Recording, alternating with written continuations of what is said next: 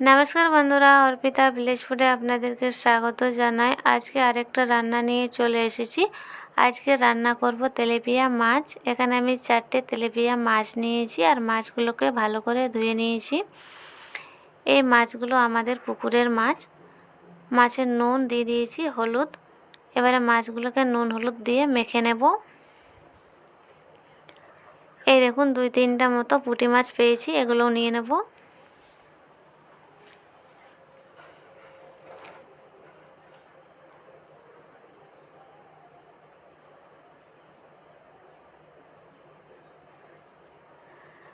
মাছের নুন হলুদ মাখানো হয়ে গেছে, কিছুক্ষণের জন্য রেখে দেব।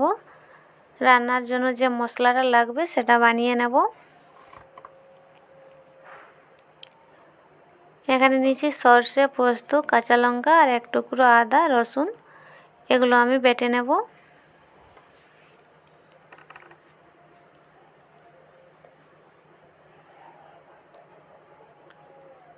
জল দিয়ে বেটে নিচ্ছি।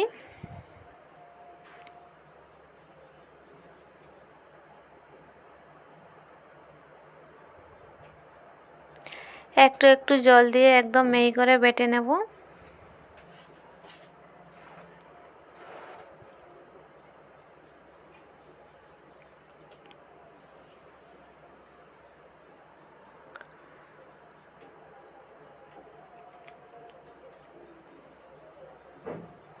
কাঁচা লঙ্কা, রসুন আর আদাটাও একসঙ্গে বেটে নিচ্ছি।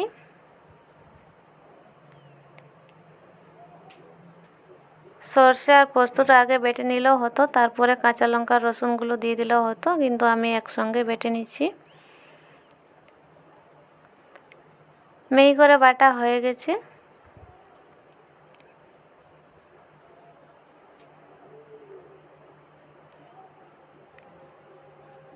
মশলাটা শিল থেকে একটা বাটিতে তুলে নেব।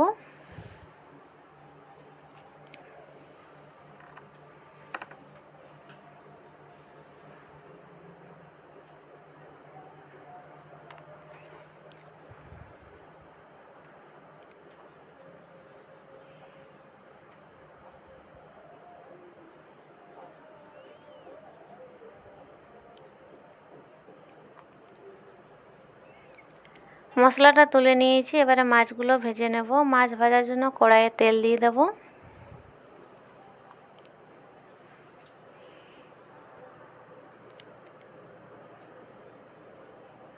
তেলটা গরম হয়ে গেছে, মাছ দিয়ে দেব।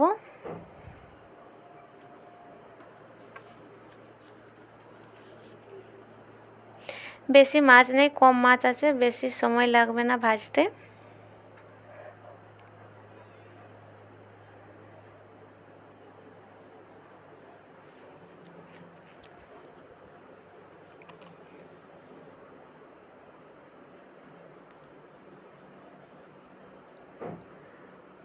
মাছটা উল্টে দিচ্ছি।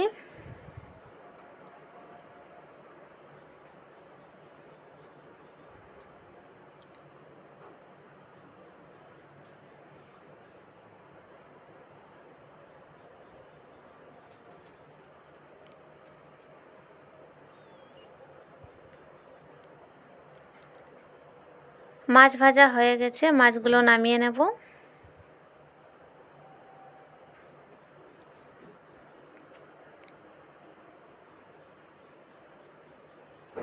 নামিয়ে নিচ্ছি।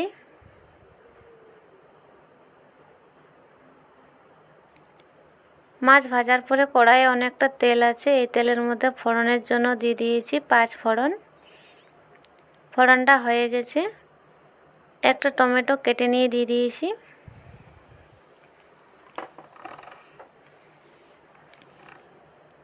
টমেটোটা ভেজে নেব। দিয়ে দেবো একটু নুন,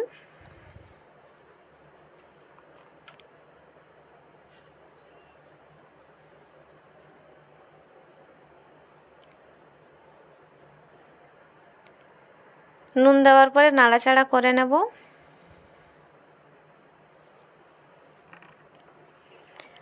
টমেটোটা গলে গেছে, এবারে দিয়ে দেবো সর্ষে পোস্ত বাটা।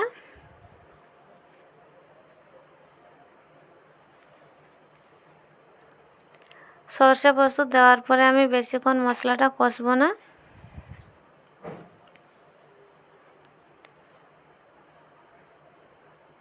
শিল ধোয়া জলটা দিয়ে দিয়েছি।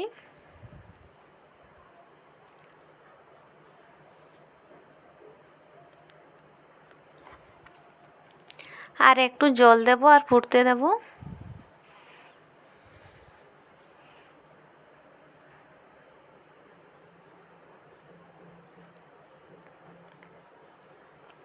বেশি ঝোল করব না, অল্প জল দিয়ে দিচ্ছি। এই দেখুন ঝোলটা ফুটতে শুরু হয়েছে, নেড়ে নিচ্ছি।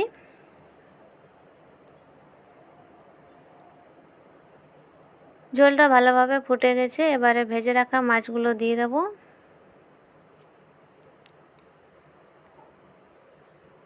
ভেজে রাখা মাছ দিয়ে দিচ্ছি।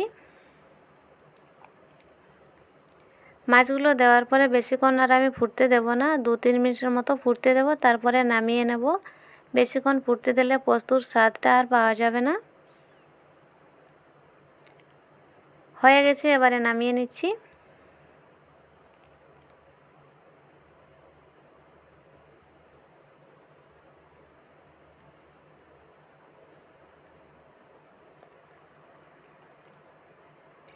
এই দেখুন কত সুন্দর হয়েছে, ঝোলটা একদম মাখা মাখা হয়ে গেছে, বেশি ঝোল নেই।